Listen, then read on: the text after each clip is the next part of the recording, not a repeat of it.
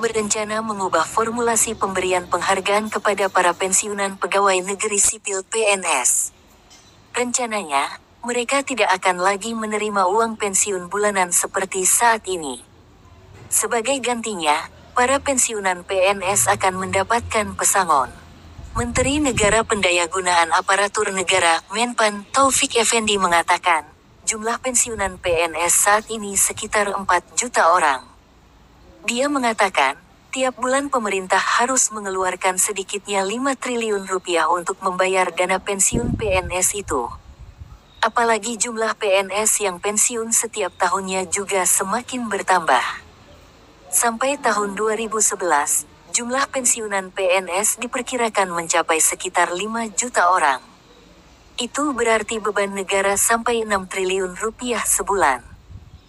Jelas ini berat sekali bagi negara, tandas Taufik Effendi, dalam acara pisah sambut Rektor Universitas Diponegoro periode tahun 2006 sampai tahun 2010 di Gedung Prof. Sudarto SH, Kampus Undip Tembalang, Semarang, kemarin. Menpan menjelaskan, dengan perubahan sistem pemberian pensiun tersebut, diharapkan para pensiunan itu happy karena memperoleh modal usaha. Misalnya, orang yang dapat pensiun Rp700.000 sebulan, kenapa tidak kita kasih saja, misalnya, 50 juta rupiah. Uang pesangon itu bisa dibuat modal dagang atau usaha lainnya, terang Taufik. Rencana penghilangan sistem pensiun bulanan ini sudah dibicarakan dengan Presiden Susilo Bambang Yudhoyono. Dalam waktu dekat, dia juga berencana menyampaikan masalah tersebut secara formal kepada DPR. Usulan ini pasti akan mendapatkan pro kontra, ya biarkan saja. Yang penting bagaimana sekarang kita bisa duduk sama-sama membicarakan dengan tuntas agar beban pensiun bisa kita atasi, imbuhnya.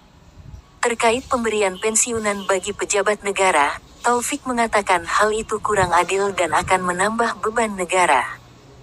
Jika pemberian pensiun untuk pejabat negara dilakukan, seperti anggota DPR, negara akan menanggung hidupnya selama 50-70 tahun. Apalagi, misalnya, masa kerja anggota DPR mungkin hanya 1 periode. Menpan mencontohkan, bila seorang anggota dewan mendapatkan pensiun 3 juta rupiah per bulan, negara harus menganggarkan dana sebesar 1,8 miliar rupiah untuk pensiunnya selama 50 tahun. Begitu juga dengan DPR, nanti juga diberikan sekaligus saja, ungkapnya. Selain menghapus sistem pembayaran pensiun bulanan, pemerintah juga akan mengurangi jumlah PNS secara alami demi efektivitas kerja. Jumlah PNS hingga kini telah mencapai sekitar 3,7 juta orang. Anggota Komisi 2 DPR Jazuli Juwaini mengaku tidak akan mempermasalahkan usulan penggantian pensiun bulanan PNS dengan pesangon tersebut.